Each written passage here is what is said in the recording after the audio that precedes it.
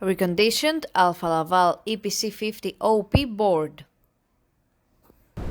For testing, we add a 24-volt DC power supply.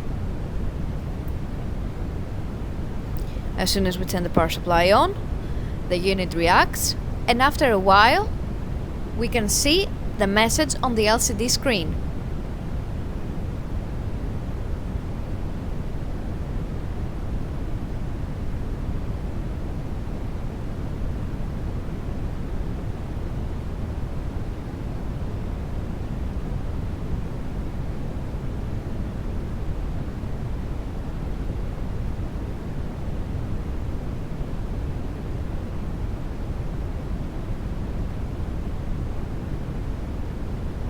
No further testing is possible due to lack of additional units. It is now clear that the board is working successfully and is ready to be delivered to the customer.